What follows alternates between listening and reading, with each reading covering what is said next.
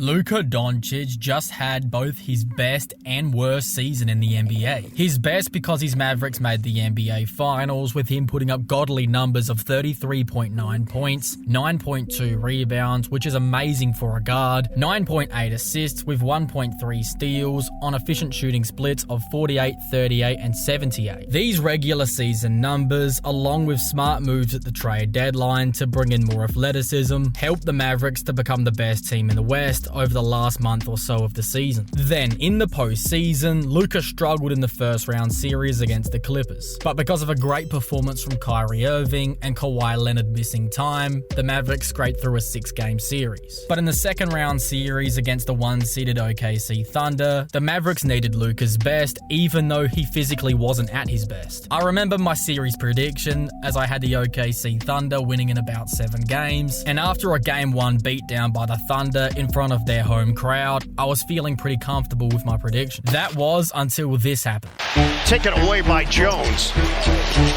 Doncic fades and hits off the window. Pushes it up the floor. Early offense. Green gets it back for Doncic. Doncic tosses it up and in. Doncic is running. Right down the middle for Doncic. Lob and slam. Gliding through the air. Washington the board. Another banger! Three-pointer Holmgren. Doncic, ball fake.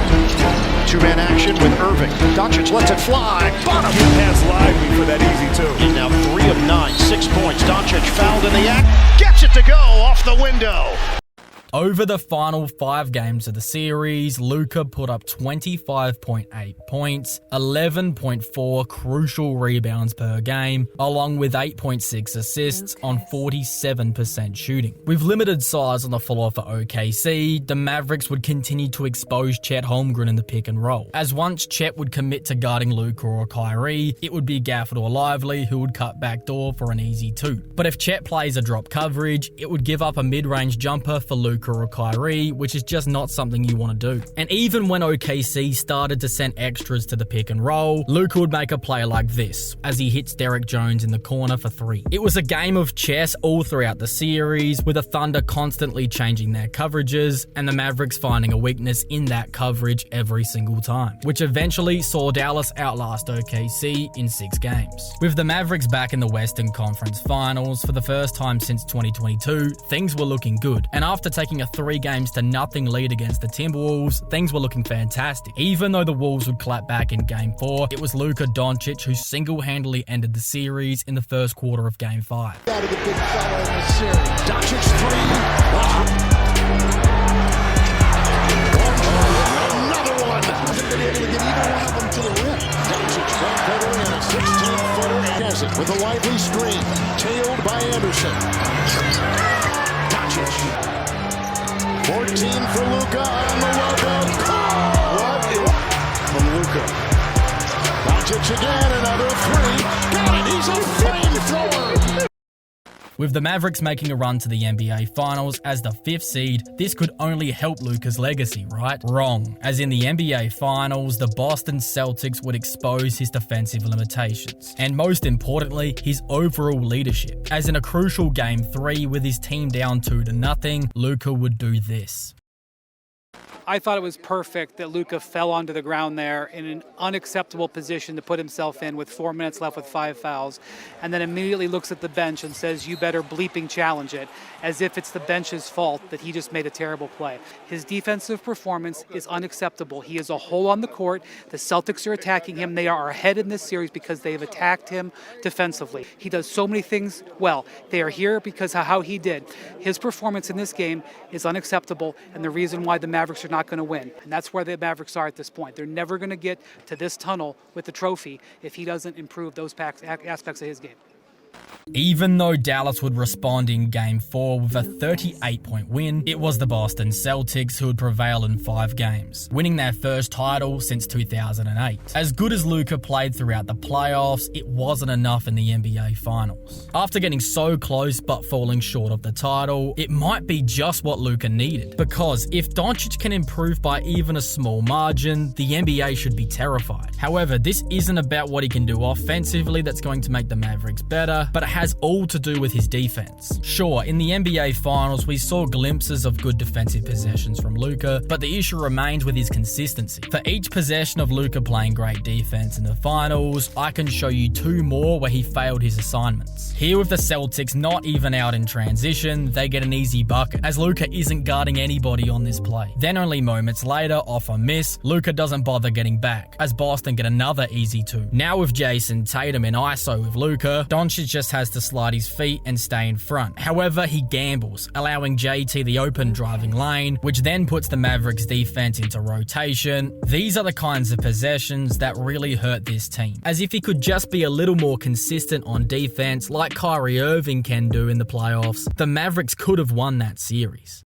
The second talking point I need to get into is about Kyrie Irving. After 5 wasted seasons of his career with the Nets and Celtics respectively, Kyrie had a resurgence in Dallas, Texas, as he gave the Mavericks 25.6 points, 5 rebounds, 5.2 assists, with 1.3 steals, while being 0.3 off a 50-40-90 season. And what makes this even better was, unlike Luka, Kyrie was able to actually be a positive defender for the Mavericks in the postseason, as he held his opponents to 38% shooting when in the paint, which is impressive considering his small stature. In his first full season with Dallas, he was great alongside or without Luka Doncic. When he was without Luka, Kyrie can snap back into being a first option, but with Luka, Irving is just as deadly, but he does it in a different way. Out of the triple threat is where Kyrie Irving is super dangerous, as here inside with Derek White, he uses a jab to get White on his heels. But Kyrie doesn't settle for the long 2, instead attacking the space he created and then quickly rising up for a much closer mid-range jumper. Now with Lowry, it's a similar story, as he gets Kyle to open up his base, and then with a quick change of speed, Lowry is now at his mercy, as Irving pulls the mid-range jumper again. Kyrie is always looking to read the defense, but his number 1 go-to shot is definitely a mid-range hit, this time making one over Miles Turner. Kyrie was also moving without the ball at a much better rate than he was before, here running the lane for 2 off a Luka dime. In the paint is a strength for Kyrie also, here floating at home over the Sixers defense. But then a kind reminder that every finish doesn't have to be flashy, as here he's able to attack the hip of Buddy Hield and then just simply bank at home. Now off a Pacers turnover, Dallas get it out and run. But with Siakam back, it doesn't exactly look like an advantage for Kyrie. However, giving the tough shot making ability of Kyrie Irving, he's still able to get this one home. Here Kyrie gets a favourable matchup against Halliburton, and pay close attention to how he's able to break him down. First, Kyrie slows it down and then quickly fakes the drive right, only to then pull it back and attack left, completely leaving Tyrese in the dust, to then finish over the contact of Andrew Nembhard. Because of his finishing ability, he can get looks like this, stopping on a dime and putting the 3. Here it is again, as coming off the Josh Green screen, Halliburton plays low to not give up the drive, so Kyrie just takes and makes the 3. Kyrie has mastered the ability to read opposing defenses, as here off the Jones handoff, Kyrie fakes Rozier out of his shoes, then is able to keep him on his back as he attacks downhill. Then using his godly handles, he fakes a crossover middle, completely freezing Robinson, creating the space needed for a floater. Now as a second option, Kyrie has had to take a step back in some aspects of his game, but when called upon, he still delivers in the big moments.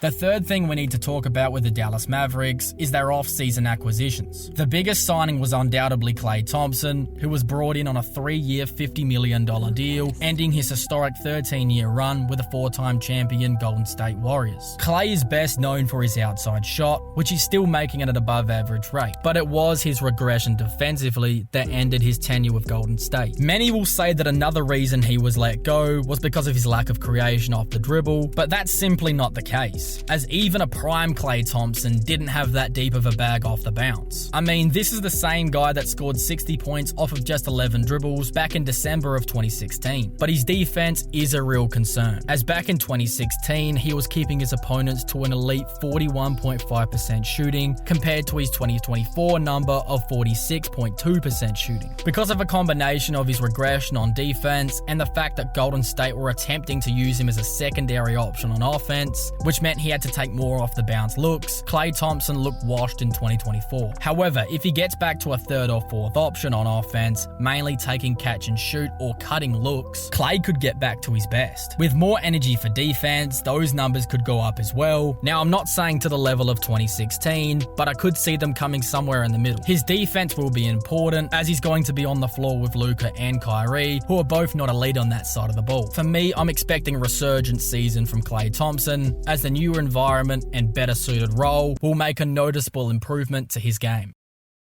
In the absence of Derek Jones Jr., who signed with the Clippers, Dallas had to make a move, sending Tim Hardaway Jr. to the Pistons for Quinn and Grimes. And on top of that, they would then sign free agent Najee Marshall, who spent 2024 with New Orleans. Both Grimes and Marshall are solid defensive players. On Crafted NBA, Najee Marshall has impressive stats, as he ranks in the 79th percentile in deflections, 76th in forced turnovers, while being 95th in defensive versatility, giving him an overall score in the 75th percentile. Then for Grimes, his numbers aren't that strong, ranking in the 34th percentile as an overall defender. Now, much of this was due to his lack of playing time with Detroit and his smaller stature. But when he's out guarding players on the perimeter, he's much better, keeping his opponents to 44% shooting, which are fine numbers. On Crafted NBA, they give us players similar to a player based on just their defense or offense alone. And for Grimes, his defensive lookalike is Terrence Mann, who isn't a bad defender by any stretch. With Grimes and Marshall coming into play spot minutes, the Mavericks will have a defensive punch off the bench, as they should be able to hold leads.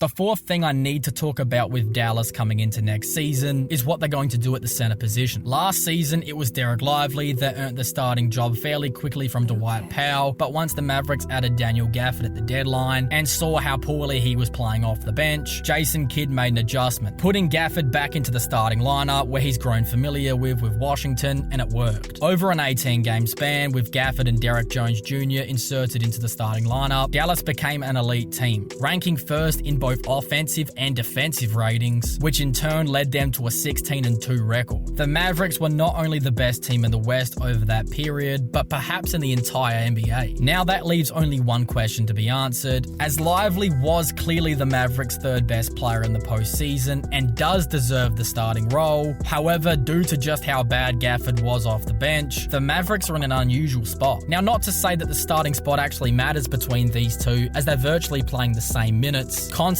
subbing in and out for each other like a tag team, which allowed them to give it 100% in all of their minutes last postseason. But I just think if you want to fully tap into the potential of Derek Lively, you not only have to give him more minutes, but also the starting role. If Lively can get sufficient minutes next season, he could definitely win the Most Improved Player of the Year award and cement himself as the Mavericks franchise center for years to come. His per 36 numbers of 13.4 points, 10.5 rebounds with a steal and 2.1 blocks give us a good idea of what his production could look like in more minutes. For me, there's really no wrong answer for just next season alone, but if they decide to start Daniel Gafford over Derek Lively, it could hinder their future. For me, I'm pretty high on the Dallas Mavericks coming into next season, but that's just my take. Do you guys think the Dallas Mavericks are going to be better or worse next season? Let me know in the comments below.